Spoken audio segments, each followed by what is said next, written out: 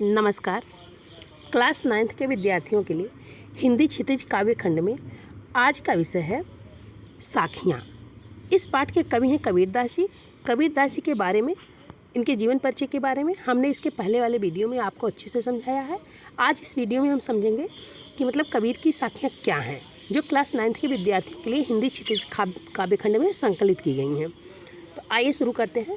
पहली साखी है मान सरोवर शुभर जल, हंसा केल कराएं, मुक्ता फल मुक्ता चुगय, अब उड़ अनत न जाएं। मान सरोवर से तात्पर्य है मनरूपी सरोवर, ठीक है, मनरूपी सरोवर या तालाब। शुभर का तात्पर्य होता है पवित्र या अच्छी तरह, शु माने सुंदर तरह से, भर माने भरा हुआ, ठीक। और जल का अर्थ होता है पानी, आप लोग जानते ही हैं। हंसा से तात्पर्य है हंस या आत्मा। केल का अर्थ होगा क्रीड़ा। मुक्ता फल, मोती रूपी जो फल है, मुक्ता फल का अर्थ होगा मोती रूपी जो फल है। अनत का तात्पर्य होगा अन्यत्र, न का अर्थ होगा नहीं, जाए मतलब जाए, और कहाँ जाएगा, ठीक है। अन्यत्र और कहाँ व्यक्ति जाएगा, मुक्ता फल रूपी जो मोती रूपी फल को चुन लेगा। अब यहाँ आपको जब प्रसंग लिखना रहेगा तो आप उसमें लिखेंगे कि प्रस्तुत साखी में संत कबीरदास जी ने आत्मा परमात्मा के संबंधों के रहस्य को स्पष्ट किया है। आत्मा और परमात्मा का जो संबंध होता है उसके अंतर्गत जो रहस्य होता है आत्मा परमात्मा के संबंधों का, उससे कबीरदास जी ने इस प्रस्तुत साखी में स्पष्ट किया है। जैसे आप इसका जब भावार्थ प्रस्तुत करेंगे तो हाँ स्पष्ट होगा कि प्रस्तुत साखी में भगवान से प्रेम का वर्णन किया, भगवत प्रेम का वर्णन किया गया है। भक्त ईश्वर की भक्ति में लीन हो जाते हैं जब ज्ञान रूपी जीव अर्थात आत्मा मन रूपी सरोवर में, ज्ञान रूपी जीव अर्थात आत्मा जो है मन रूपी सरोवर में क्या करता है, केल करता है, क्रीड़ा करता है, विहार करने लगता है, खेलने लगता है। और वहाँ मुक्ति रूपी जो मोती है, मुक्ता फल रूपी जो क्या है मोती है, ठीक है, उन मोतियों को चुगता है। तब उसे अब उड़ अनत न जाएं, अन्यत्र और उड़कर कहीं जाने या और कहीं भटकने की आवश्यकता नहीं पड़ती है। जीव को जब ईश्वर प्रेम की प्राप्ति हो जाती है तब जीव इधर उधर नहीं भटकता, वह सांसारिक मोह माया के बंधनों से मुक्त हो जाता है। उसकी सांसारिक सुख सुविधाओं में कोई रुचि नहीं रह जाती है, वह हमेशा मग्न रहता है ईश्वर के प्रेम में। इस साखी में आत्मा और परमात्मा के संबंध का रहस्य समझाया गया है। आत्मा परमात्मा का ही अंश है और वह हमारे अंदर ही रहती है। इसे ढूंढने के लिए अन्यत्र कहीं और जाने की आवश्यकता नहीं है। इस साखी में कबीरदास जी ने बाह्य आडंबरों एवं तीर्थ स्थलों आदि का खंडन किया है, विरोध किया है, ठीक है। और मन रूपी सरोवर में अच्छा जल भरा हुआ है, हंस वहाँ क्रीड़ा कर रहा है, आत्मा रूपी हंस वहाँ क्रीड़ा कर रहा है, विचरण कर रहा है। और मुक्ति रूपी फल को, ऐसे मोती को वह चुन लिया है कि अन्यत्र और कहीं उड़कर अब जाने की उसको आवश्यकता नहीं है, अर्थात वह कहीं और नहीं जाना चाहता है। अब इस साखी में आपको जो भाव सौंदर्य इस साखी का स्पष्ट करना होगा, भाव सौंदर्य, तो आप वहाँ भाव सौंदर्य स्पष्ट करेंगे, लिखेंगे कि प्रस्तुत साखी में आत्मा के संबंध का रहस्य समझाया गया है। आत्मा परमात्मा का ही अंश है और वह हमारे मन में ही मौजूद है। इसे ढूंढने के लिए अन्यत्र कहीं और जाने की आवश्यकता नहीं है। इस साखी के माध्यम से कवि ने बाहर के आडंबरों का एवं तीर्थ स्थलों का विरोध किया है, ठीक है। अब यहाँ आपको जब शिल्प सौंदर्य इस साखी का स्पष्ट करना है तो आप इसमें शिल्प सौंदर्य में सबसे पहले आप देखेंगे कि कबीरदास की भाषा क्या है। कबीरदास की भाषा जो है सदुक्कड़ी है, ठीक है, सदुक्कड़ी भाषा है। और छंद इसमें कौन सा प्रयोग किए हैं कबीरदास जी ने, तो छंद इसमें दोहा छंद है, दोहा छंद का प्रयोग किया गया है। शैली इसकी प्रतीकात्मक है, प्रतीकात्मक शैली का सुंदर प्रयोग है। जैसे हंस, जैसे देखिए हंसा मतलब हंस, भक्त हृदय का यह प्रभु साधना में लगे हुए साधक का प्रतीक है। और शुभर जल, शुभर जल जो है इसमें पवित्र जल का प्रतीक है। इस साखी में रूपक अलंकार का कुशलतापूर्वक प्रयोग किया गया है। मान सरोवर पवित्र जल का, मान सरोवर जो है ये पवित्र जल का, हंसा मतलब भक्त का, ठीक है, भक्त का। और मुक्ता फल जो है ये भक्त का क्या है, उपमान है, उपमान का ऐसा प्रयोग सुंदर किया गया है। केल कराई में का वर्ण केल कराई, केल और कराई देखिए क दो बार क वर्णों की एक से अधिक बार आवृत्ति हुई है। क वर्ण की आवृत्ति के कारण यहाँ अनुप्रास अलंकार है। मुक्ता फल में यमक अलंकार है। मुक्ता फल का अर्थ होता है मोती और मुक्ता का अर्थ होता है मुक्त होकर। तो मुक्ता फल और मुक्ता में यमक अलंकार का सुंदर प्रयोग हुआ है। शुभर में श्लेष अलंकार है। शुभर जल में श्लेष अलंकार का प्रयोग हुआ है, क्योंकि शुभर के दो अर्थ हैं। शुभर के क्या हैं? दो अर्थ हैं। जैसे दो अर्थ क्या क्या हैं यहाँ शुभर के? शुभर का अर्थ होता है पवित्र, शुभ्र, और तथा शुभर का अर्थ यहाँ क्या होता है? भरपूर, मतलब सुंदर, भरा हुआ या पवित्र। ठीक है, इस प्रकार से आप यहाँ शिल्प सौंदर्य स्पष्ट करेंगे। अब आइए दूसरी साखी कबीरदास जी की देखते हैं। दूसरी साखी है प्रेमी ढूंढत मैं फिरूं, प्रेमी मिले न कोई, प्रेमी को प्रेमी मिले, सब विष अमृत होए। प्रेमी, अब यहाँ देखिए, प्रेमी मतलब प्रेम करने वाला। फिरौ का अर्थ होता है घूमना। फिरौ का क्या मतलब होगा? घूमना। अब प्रेमी का अर्थ होगा प्रेम करने वाला। विष का अर्थ होगा क्या? वासना। ठीक है, विष का अर्थ होगा क्या? वासना। अब यहाँ आप जब आपको प्रसंग लिखना होगा तो आप लिखेंगे प्रस्तुत साखी में मनुष्य आत्मा एवं इष्ट, इष्ट जो होता है उसको परमात्मा कहते हैं, आत्मा एवं परमात्मा के अथवा मनुष्य और इष्ट के मिलन से जीवन में होने वाले जो सकारात्मक प्रभाव हैं उसको स्पष्ट किया गया है। भावार्थ इस पंक्ति का होगा कि कवि कबीरदास जी ने मन के अंधकार को मिटाने के लिए, मन के अंधकार को मिटाने के लिए यहाँ कबीरदास जी ने ईश्वर, प्रेमी मतलब क्या हुआ? ईश्वर, ईश्वर की खोज में इधर उधर भटक रहे हैं। प्रेमी ढूंढत मैं फिरूं, प्रेमी का अर्थ होगा ईश्वर, ईश्वर को ढूंढते हुए कबीरदास जी मैं फिरूं, अपने आप को कबीरदास जी कह रहे हैं, मैं मतलब कबीरदास जी, फिरूं मतलब फिर रहे हैं, घूम रहे हैं, क्या करते हुए? ढूंढते हुए। किसको? प्रेमी को, ईश्वर को, ईश्वर को ढूंढते हुए कबीरदास जी यहाँ घूम रहे हैं, भटक रहे हैं, क्योंकि जीवन में सच्चा प्रेमी अर्थात ईश्वर मिल जाने पर जीवन सफल हो जाता है। ठीक है, और ईश्वर के मिल जाने से सभी समस्याएं दूर हो जाती हैं।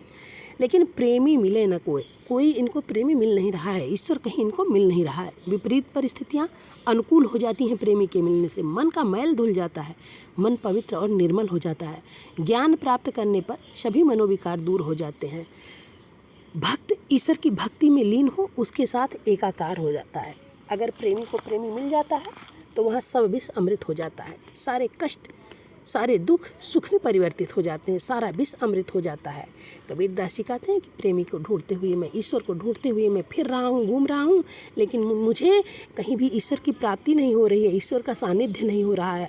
अगर कहीं मुझे ईश्वर मिल जाए, प्रभु मिल जाए, तो मेरा सारा दुख सुख में बदल जाए, सारा विष अमृत हो जाए। जीवन में जो जन्म मरण रूपी भवसागर में मेरी नैया, जीवन नैया पड़ी है, उस जन्म मरण रूपी बंधन से मुक्त होकर के मैं ईश्वर में लीन हो जाऊँ।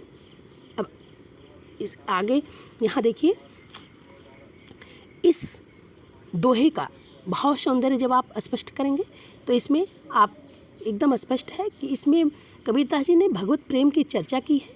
इसमें भक्तों की सत्संगत की महिमा बताई गई है। सत्संगत का प्रभाव बहुत ही मनोहारी बन पड़ता है, बहुत ही उत्तम बन पड़ता है कि ईश्वर का सानिध्य होने पर सब कुछ बदल जाता है, सब कुछ जीवन में अच्छा ही अच्छा होने लगता है। और शिल्प सौंदर्य में आप लिखेंगे भाषा सदुक्कड़ी है, छंद दोहा छंद का ही प्रयोग हुआ है। शैली इसकी जो है प्रतीकात्मक है। विष का अर्थ होता है, विष का अर्थ यहाँ हुआ है कि मनुष्यों की बुराइयों, दुर्भावनाओं और पापों का प्रतीक विष है। अमृत मतलब मुक्ति का और अच्छाई, पूर्ण और सद्भावना का प्रतीक है। प्रेमी शब्द की आवृत्ति से कथन में प्रवाह आ गया है। प्रेमी प्रेमी, देखिए प्रेमी प्रेमी शब्द की आवृत्ति हुई है, इसलिए कथन में प्रवाह आ गया है, लयात्मकता आ गई है। अगली साखी देखिए, पढ़िए। हस्ती चढ़िए ज्ञान की, सहज दुलीचा डार, स्वान रूप संसार है, भूखन दे झकमार। हस्ती का अर्थ क्या होता है? हाथी। सहज, सहज का अर्थ होगा सहजता से, स्वाभाविकता से, स्वाभाविक। ठीक है। दुलीचा का अर्थ होता है कालीन, एक प्रकार का कपड़ा, छोटा सा कपड़ा जो बिछाया जाता है, ठीक है, हाथी के ऊपर। और श्वान का अर्थ होता है कुत्ता। श्वान का अर्थ क्या है? तात्पर्य कुत्ता। झक मार मतलब झक मारना, अर्थात वक्त बर्बाद करना, समय नष्ट करना। तो हस्ती चढ़िए ज्ञान की। अब इसमें आप प्रसंग में लिखेंगे कि इस साखी में ज्ञान के महत्व को दर्शाया गया है। ज्ञान के महत्व को दर्शाते हुए कबीरदास जी ने ईश्वर प्राप्ति में ज्ञान को ही प्रमुख का आधार माना है। ठीक है, इसका भावार्थ होगा इसका भावार्थ होगा कि सभी को ज्ञान रूपी हाथी पर सवारी करनी चाहिए। हस्ती चढ़िए ज्ञान की, ज्ञान को, ठीक है, ज्ञान रूपी हस्ती पर चढ़ना चाहिए, सवारी करना चाहिए। ठीक है, सबको इस ज्ञान रूपी हाथी पर सहज साधना रूपी, सहज दुलीचा डाल, सवारी कैसे करनी चाहिए? ज्ञान रूपी हाथी पर दुलीचा डाल करके, साधना रूपी दुलीचा डाल करके ज्ञान रूपी हाथी पर सवारी करना चाहिए। जो साधना रूपी दुलीचा है या बिछौना है, ठीक है, उसको बिछा करके ज्ञान रूपी हाथी पर सवारी करना चाहिए। और श्वान रूप संसार है भूखन दे झकमार, ज्ञान प्राप्ति हो जाने पर जीवन धन्य हो जाता है। जीवन क्या है? धन धान्य से परिपूर्ण, वैभवपूर्ण हो जाता है। फिर श्वान रूपी मतलब कुत्ता रूपी जो यह संसार है, इसको झक मारने दीजिए, भूखने दीजिए। मनुष्य के इस जीवन में इधर उधर भटकना रुक जाता है ज्ञान रूपी हाथी पर सवारी करने से। कवि ने इस अज्ञानी संसार की तुलना कुत्ते से की है। जिस प्रकार हाथी को देखकर कुत्ता भौंकता है लेकिन हाथी अपनी चाल में चलता रहता है, ठीक उसी प्रकार से इस संसार में ज्ञानी को देखकर अज्ञानी हमेशा क्या करते हैं? चिढ़ते रहते हैं। वे बेकार में ही अपना समय नष्ट करते हैं, झक मारते हैं, अपने समय को बर्बाद करते हैं, अपना समय नष्ट करते हैं और कुत्ते की तरह निरर्थक जीवन व्यतीत करते हैं। मुख्य भाव यह है कि अज्ञानी व्यक्ति व्यर्थ में ही अपना समय बर्बाद करता है और ज्ञान के बिना जीवन निरर्थक और सारहीन माना गया है। ज्ञान ईश्वर प्राप्ति का प्रमुख आधार है। कवि ने ज्ञान की सहज साधना का वर्णन किया है। इसमें कोई आडंबर या दिखावा नहीं होना चाहिए। इसमें देखिए रूपक अलंकार का सुंदर प्रयोग हुआ है तथा ढोंग एवं बाह्य आडंबरों का कबीरदास जी ने यहाँ विरोध किया है। अब इस साखी में आप जब भाव सौंदर्य इस साखी का स्पष्ट करेंगे तो लिखेंगे कवि ने ज्ञान की सहज साधना का वर्णन किया है तथा ढोंग और बाह्य आडंबरों का विरोध किया है। अज्ञानी व्यक्तियों पर गहरी चोट की गई है तथा साधकों के मनोबल को बढ़ाया गया है कि ज्ञान रूपी हाथी पर सवार होकर सहजतापूर्वक दुलीचा या कालीन डाल करके आपको ईश्वर प्राप्ति के मार्ग पर अग्रसर होना चाहिए, चलना चाहिए।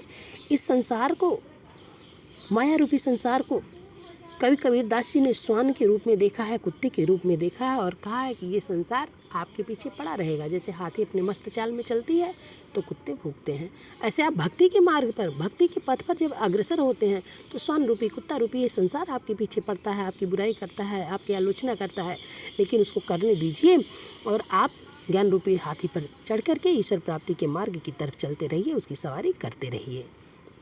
शिल्प सौंदर्य में इस साखी में फिर देखिए रहेगा, भाषा कबीरदास की सदुक्कड़ी ही है। दोहा छंद है, इसमें छंद जो है दोहा छंद है। रूपक अलंकार का सुंदर प्रयोग हुआ है। क्यों? क्योंकि देखिए ज्ञान रूपी हाथी और सहज दुलीचा और हस्ती चढ़ी है ज्ञान की, ज्ञान रूपी हाथी, ठीक है, दोनों में रूपक अलंकार का प्रयोग हुआ है। श्वान रूप संसार है तो श्वान रूप संसार में व्यंग्यपूर्ण उपमा अलंकार का समावेश है। भूकन दे झकमार एक प्रभावशाली बिंब है, ठीक है, चित्रात्मक शैली में व्यर्थ भौंकता हुआ कुत्ता सजीव हो उठता है। झकमार मुहावरे का प्रयोग है। झकमार क्या है? झक मारना मुहावरा है। इस मुहावरे का सुंदर प्रयोग हुआ है इस पूरी साखी में। अब यहाँ देखिए अगला साखी, आप देखिए, पखा पखी की कारणे सब जग रहा भुलान और निरपक होई के हरि भजे सोई संत सुजान। पखा पखी का तात्पर्य है पक्ष और विपक्ष। भुलान का अर्थ है भूल जाना, ठीक है, भुलान का तात्पर्य क्या है? भूल जाना। निरपक का अर्थ है निष्पक्ष या निरपेक्ष रूप से। सोई माने वही, संत माने होता है सज्जन, सुजान माने ज्ञानी है, वही सज्जन ज्ञानी है, वही संत सुजान है, ठीक है। अब देखिए इसमें आप प्रसंग लिखेंगे प्रस्तुत साखी का कि इस साखी में मनुष्यों को वाद विवाद में न पड़कर निष्पक्ष भाव से प्रभु की भक्ति में लीन होने की प्रेरणा दी गई है, ठीक है। इसका अर्थ होगा, भावार्थ होगा कि संसार में लोग पक्ष विपक्ष, अपने पराये के भेदभाव में पड़े हुए हैं। पक्ष विपक्ष के कारण भुलावे यानी अंधेरे या अज्ञान में पड़े हुए हैं। कहाँ पड़े हुए हैं? भुला गए हैं, अंधेरे में, अज्ञान में पड़ गए हैं पक्ष विपक्ष के कारण में फंस करके। जो किसी पक्ष के साथ जुड़ा रहता है उसमें उसे अच्छाइयाँ ही अच्छाइयाँ नज़र आती हैं, जबकि दूसरे पक्ष की अच्छी बातें भी उसे बुरी ही नज़र आती हैं। अपने पक्ष के प्रति अंधश्रद्धा तथा विरोधी के प्रति अंध विरोध के कारण व्यक्ति दूसरे की अच्छी बातों को जानने से वंचित रह जाता है। ऐसे व्यक्ति अपनी संकीर्ण रूढ़वादी मान्यताओं से जीवन भर क्या करता है, चिपका रहता है, उसी में भुलाया रहता है। वह संसार की वास्तविकता को जान ही नहीं पाता। जो ज्ञानी व्यक्ति है इस पक्ष विपक्ष के मायाजाल में नहीं पड़ता है, इस झंझट में नहीं पड़ता है। निरपेक्ष होकर के, निरपक्ष मतलब निरपेक्ष होकर के, इसमें ना पड़ करके तटस्थ या निष्पक्ष होकर के ईश्वर के प्रति जो व्यक्ति निष्ठ रहता है उसी व्यक्ति को सच्चा ज्ञानी, सोई संत सुजान। सोई मतलब वही संत माने ज्ञानी है, सुजान माने जानकार है, संत माने सच्चा, ठीक है, वही सच्चा ज्ञानी है। संत माने वही महात्मा है, ठीक है, सच्चा ज्ञानी महात्मा वही है जो पक्ष विपक्ष के भेदभाव में ना पड़े। अब इस साखी का भाव सौंदर्य होगा कि कबीरदास जी ने अक्खड़पन और साहस का यहाँ दृष्टिपात किया है, ठीक है। इसमें कबीरदास जी के साहस और अक्खड़पन दृष्टिगोचर होता है। उन्होंने लोगों को खरी खोटी सुनाते हुए तर्क वितर्क के झगड़ों से दूर रहने की हमेशा सलाह दिया है। शिल्प सौंदर्य होगा पखापखी जनभाषा का शब्द है तथा पक्ष विपक्ष के लिए व्यंग्यात्मक प्रयोग सुंदर बन पड़ा है। सोई संत सुजान में सवर्ण की आवृत्ति होने से यहाँ अनुप्रास अलंकार का सुंदर समावेश है। अगली साखी है हिंदू मुआ राम कहे मुसलमान खुदाए कहे कबीर सो जीवता जो दुख के निकट न जाए। हिंदू मुआ राम कहे, कबीरदास जी कहते हैं, यहाँ देखिए मुआ का अर्थ होता है मर गया, मुआ का अर्थ होता है क्या, मर गया। और खुदाई का अर्थ होता है खुदा या अल्लाह। खुदाई का क्या तात्पर्य है, अल्लाह या खुदा। सो का तात्पर्य है वही, सोई, सो माने होता है वही, जीवता मतलब जीवित है, ठीक है। दुहु माने दोनों, दुहु का अर्थ है दोनों, निकट माने पास में, ना जाए मतलब नहीं जाता है। यहाँ आपको प्रसंग लिखना होगा जब, तो आप लिखेंगे प्रस्तुत साखी के माध्यम से कबीरदास जी ने धार्मिक मतों एवं प्रपंचों से बचने की सलाह दिया है। उनका मानना है कि ईश्वर एवं धैर्य के सभी रूपों का मूल तत्व समान होता है, ठीक है। अब यहाँ कबीरदास जी कहते हैं हिंदू राम का नाम लेते लेते और मुसलमान खुदा खुदा कहते कहते मर गए। हिंदू मुआ राम कही, राम राम कहते हुए हिंदू, और मुसलमान खुदाए, मुसलमान खुदा खुदा कहते कहते अल्लाह अल्लाह कहते कहते क्या हुए, मर गए। ये दोनों अपना जीवन नष्ट करते हैं। वही व्यक्ति कहें कबीर सो जीवता, कबीरदास जी कहते हैं वही सच्चे में जीवन जीता है जो दूहों के निकट न जाए। वही व्यक्ति सच्चे अर्थों में जीवित है जो इन दोनों के निकट नहीं जाता है। कहने का अभिप्राय यह है कि ईश्वर सर्वव्यापक है। लोग भ्रम में पड़ करके उन्हें अलग अलग मानते हैं। राम और खुदा एक ही है। उनके नाम पर किसी प्रकार का भेदभाव उत्पन्न करना उचित नहीं है। आज अच्छा जीवन वही व्यक्ति जी सकता है जो किसी संप्रदाय विशेष के बहकावे में नहीं पड़ता है, किसी जात पात के बंधन में नहीं पड़ता है और अपने कर्तव्य पथ पर वह निरंतर आगे बढ़ता रहता है। इन सब झंझटों से, इन सब विवादों से दूर रहने वाला ही उचित ढंग से अपना जीवन जी पाता है जो इन दोनों के निकट नहीं जाता है। प्रस्तुत साखी का भाव सौंदर्य होगा कि जो व्यक्ति सांप्रदायिक भेदभाव और कट्टरता से दूर रहता है वही जीवित है। जो व्यक्ति अपनी आपसी भेदभाव में पड़कर ईश्वर को भूल जाते हैं वे मृत हैं। इस साखी में कबीरदास जी हिंदू मुसलमान के भेदभाव में न पड़कर मनुष्य को उदार बनने की प्रेरणा देते हैं कबीरदास जी यहाँ। अब यहाँ शिल्प सौंदर्य क्या होगा, कहे कबीर, देखिए कहे कबीर का वर्ण की आवृत्ति से यहाँ अनुप्रास अलंकार होगा, ठीक है। इसमें कबीरदास के अक्खड़पन, स्पष्टवादिता और व्यंग्य शैली दर्शनीय है, ठीक है। भाषा आवेग और जोश से भरपूर है। मुआ और जीवता जैसे अक्षर शब्दों का बखूबी प्रयोग किया गया है। छंद इसमें दोहा छंद है। कबीर की भाषा तो सदुक्कड़ी है ही, ठीक है, भाषा इसकी क्या है, सदुक्कड़ी है। अगला आप देखिए, अगला दोहा है काबा फिर काशी भया राम ही भया रहीम मोट चून मैदा भया बैठ कबीरा जीन। काबा फिर काशी भया, काबा का तात्पर्य होगा यहाँ कि मुसलमानों का पवित्र स्थान, तीर्थ स्थान। काशी, काशी का तात्पर्य है काशी। भया का तात्पर्य होगा कि हो गया। मोट चून मोट का तात्पर्य है मोटा, ठीक है। चून क्या होता है? आटा, मोटा मोटा आधा आटा जो है। मैदा मतलब जो आटे का एकदम महीन बारीक रूप होता है। भया माने हो गया, ठीक है। जिम का अर्थ होता है खाना या भोजन करना, जिमना खाना या भोजन करना, ठीक है। तो इसका आप जब प्रसंग लिखेंगे तो लिखेंगे कि प्रस्तुत साखी में अलग अलग धर्म एवं संप्रदाय के लोगों को आपसी मतभेद भुलाकर पारस्परिक प्रेम एवं सौहार्द से जीवन व्यतीत करने की प्रेरणा दी गई है, मंत्रणा दी गई है। और यहाँ आप इसके अर्थ में, भावार्थ में समझेंगे कि इस साखी का मूल भाव यह है कि हिंदू और मुस्लिम दोनों की सत्ता एक ही है, ठीक है। इसको अलग अलग मानना हमारे लिए क्या है?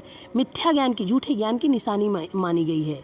कबीरदास जी कहते हैं काबा और काशी में कोई अंतर नहीं है। काबा और काशी में कबीरदास जी कोई अंतर नहीं मानते, दोनों ही स्थानों पर एक ही ईश्वर का निवास है जो घट घट वासी है। जिस प्रकार से कबीरदास जी कहते हैं काबा फिर काशी भया, राम है भया रहीम। राम और रहीम दोनों एक हैं।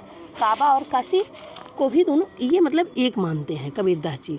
और कहते हैं कबीरदास जी कि जिस प्रकार से गेहूं को पीसकर मोटा चून बनाया जाता है, मोटा आटा बनाया जाता है और उसे अधिक बारीक पीस दिया जाए तो वह क्या हो जाता है? मैदा बन जाता है। मैदा भया मतलब मैदा हो जाता है, ठीक है।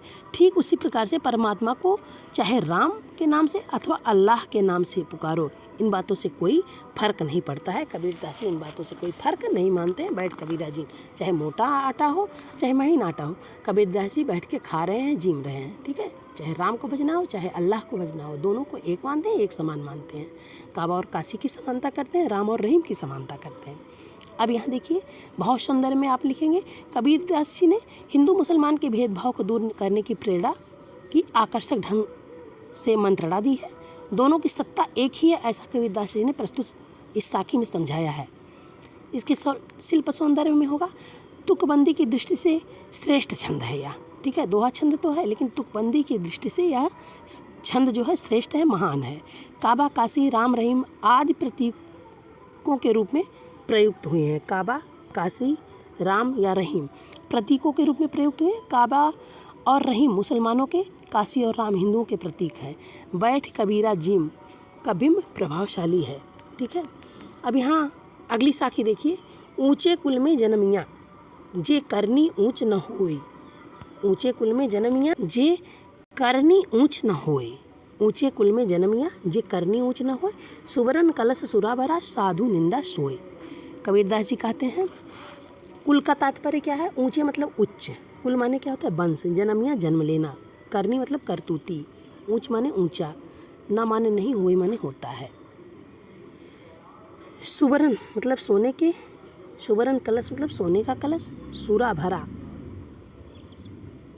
सुवर्ण कलश, सूरा का तात्पर्य होगा मदिरा, सोए मतलब उसका, ठीक है। सोए माने उसका, निंदा माने बुराई होती है, साधु मतलब सज्जन लोग। अब यहाँ देखिए ऊंचे कुल का जन्मिया जे करनी ऊंच ना होए। इस साखी का आपको प्रसंग लिखना होगा, तो आप लिखेंगे कि प्रस्तुत साखी में स्पष्ट किया गया है कि व्यक्ति को हमेशा अच्छे कर्म करते रहना चाहिए। क्यों? क्योंकि केवल ऊंचे कुल में जन्म लेने से वह बड़ा या महान व्यक्ति नहीं बन जाता, अच्छे कर्म से ही वह महान बनता है, ठीक है। इसका अर्थ होगा प्रस्तुत साखी का कि इस साखी में ऊंचे कुल का जन्मिया, ऊंचे कुल में जन्म लेने से, ठीक है, कोई ऊंचा नहीं हो जाता है। इस साखी में अच्छे और नेक कर्म करने पर बल दिया गया है। व्यक्ति अपने अच्छे कर्मों से सम्मान पाता है, उसकी जात या कुल नहीं देखे जाते हैं, ठीक है। वह अपनी महान कार्यों से ही महान बनता है। ऊंचे कुल में जन्म लेकर भी नीचा काम करने वाला, जिसकी करनी ऊंची नहीं होगी और निंदित जो निंदा काम करता है, ऐसे करने वाले को कबीरदास जी ने क्या बताया है? निंदनीय माना है, निंदा करने की योग्य माना है। जिसके उच्च और महान कार्य होते हैं वही ऊंचा कहलाने का अधिकारी होता है। केवल उच्च कुल में जन्म लेने से कोई व्यक्ति ऊंचा नहीं कहलाता। कभी कबीर उदाहरण देकर समझाते हैं कि यदि सोने के कलश में शराब भरी हुई है, सुवर्ण कलश मतलब सोने के कलश में, पात्र में सूरा मतलब शराब भरा हुआ है, ठीक है, तो भी साधु लोग, अच्छे लोग, संत लोग निंदा सोए उसकी हमेशा निंदा ही करेंगे। सोने के कलश में अगर शराब भरा हुआ है तब भी सज्जन लोग उसकी निंदा ही करेंगे। अर्थात अच्छे कुल में जन्म लेने से अगर करनी अच्छी नहीं है तो वह व्यक्ति क्या होता है, निंदनीय होता है। प्रस्तुत साखी में भाव सौंदर्य होगा कि साखी में अच्छे और नेक कार्य करने पर बल दिया गया है। दुष्कर्मों के हानिकारक प्रभाव का सुंदर शब्दों में वर्णन किया गया है। मनुष्य को बुरे कर्मों से बचने की हमेशा प्रेरणा दी गई है। ठीक है। और इसमें शिल्प सौंदर्य होगा, भाषा सदुक्कड़ी है, छंद दोहा छंद है, दृष्टांत अलंकार का सुंदर प्रयोग है, ऊंचे कुल के हीन व्यक्ति की स्वर्ण पात्र में शराब से तुलना बहुत सार्थक तथा सटीक हुआ है। सुवर्ण कलश और सुरा भरा। ठीक है। इसमें साधु निंदा इसमें वर्ण की आवृत्ति होने से यहाँ अनुप्रास अलंकार का सुंदर समावेश किया गया है। इस प्रकार से कबीर की साखियाँ नामक पूरा पाठ हमने आपको समझाया। मुझे पूरा विश्वास है कि आप लोगों को अच्छे से समझ में भी आया होगा। अगर पाठ अच्छा लगा हो, मेरा समझाना समझ में आ रहा हो, अच्छा लग रहा हो तो वीडियो को लाइक करिए, अपने दोस्तों में शेयर करिए। ठीक है। और चैनल को सब्सक्राइब जरूर करिएगा। धन्यवाद।